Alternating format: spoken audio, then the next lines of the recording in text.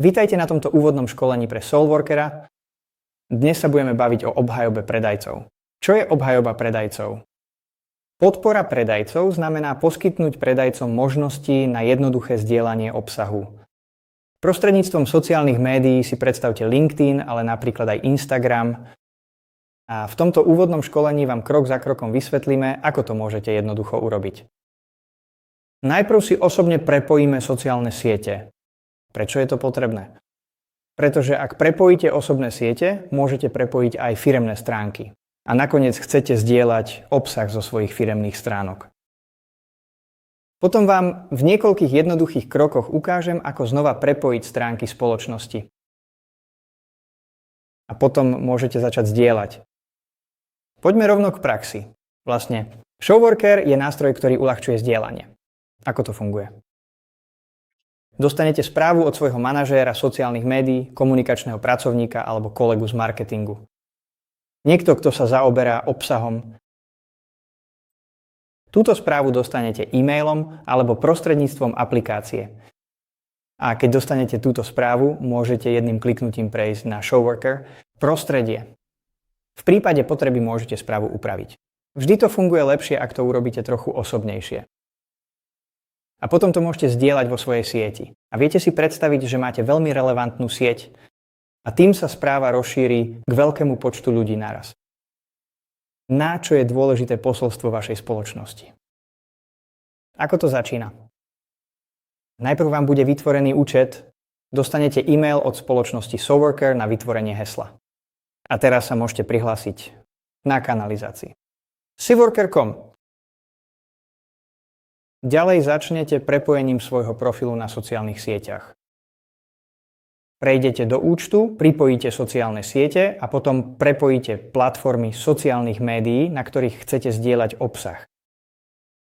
A ak viete, že platformu nikdy nepoužijete, pretože vám nevyhovuje, potom by si to určite nemal prepájať. Takže pripájajte iba platformy, ktoré sú pre vás dôležité. Prejdete do účtu a tam sa prihlásite firemné stránky. Kliknete na tlačidlo v pravom hornom rohu. Prepojenie firemných stránok. Vyberte siete, ktoré sú pre vás dôležité a na ktorých chcete zdieľať. Rozdiel medzi osobnou stránkou a firemnou stránkou spočíva v tom, že ide o osobnú stránku. To je naozaj tvoje a spojené s tebou. To je nevyhnutné, aby sme ich tiež prepojili. Práve sme to urobili, pretože inak sa to nedá pripojiť. Inak nebudeš mať správne práva na prepojenie svojich firemných stránok. Vždy to rob v tomto poradí. Najprv prepoj svoje osobné stránky a až potom firemné stránky. No, klikni na firemné stránky, ktoré potrebuješ. A potom sa zobrazia v prehľade, aby si mohol začať so zdieľaním. Čo ešte môžeš urobiť, je nastaviť si jazyk cez svoj účet. To môže byť v holandčine, angličtine, nemčine alebo francúzštine. A to môžeš urobiť cez účet a potom upraviť účet. A tam si môžeš nastaviť jazyk. Ako som už pred chvíľou povedal, dostávaš upozornenia cez e-mail alebo aplikáciu. Odporúča sa tiež stiahnuť si aplikáciu, pretože to je oveľa jednoduchšie. Potom dostaneš push notifikáciu. Samozrejme môžeš to zdieľať aj cez e-mail a vtedy to môžeš jednoducho urobiť cez počítač. Je však dôležité nastaviť si upozornenia v aplikácii. To urobíš v nastaveniach. Potom sa pozrieš na oznámenia. Následne prejdeš na aplikáciu Showworker a tam si upravíš upozornenia podľa toho, že čo chceš dostávať.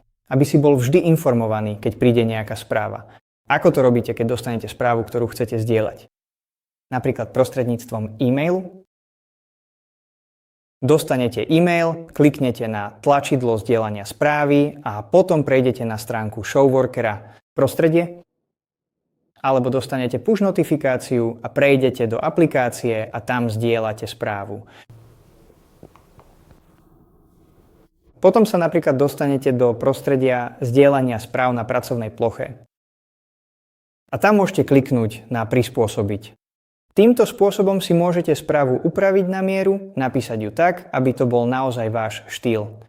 Ale môžete tiež rovno kliknúť na publikovať, ak si myslíte, áno, táto správa je jednoducho v poriadku. Nemusím na nej už nič meniť. Správu si môžete aj naplánovať. Naplánovať znamená, že si môžete povedať, naplánujem to na zajtra alebo na iný čas. Aby sa to dostalo presne vtedy, keď je to pre tvojich sledovateľov dôležité. Existuje aj prehľad publikácií. To je vždy užitočné vedieť.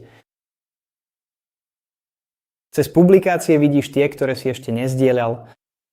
V podstate to vidíš pri všetkých platformách sociálnych sietí. Ak má nejakú farbu, znamená to, že je aktívny.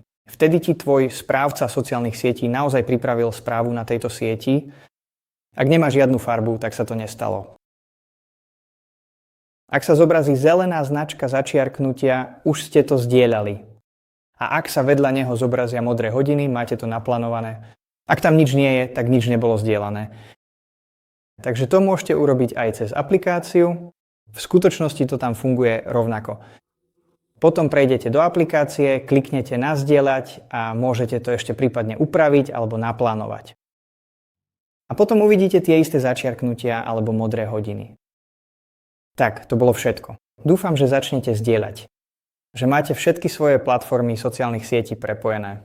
To je naozaj dôležité. Ďakujem za pozretie a veľa šťastia pri zdieľaní.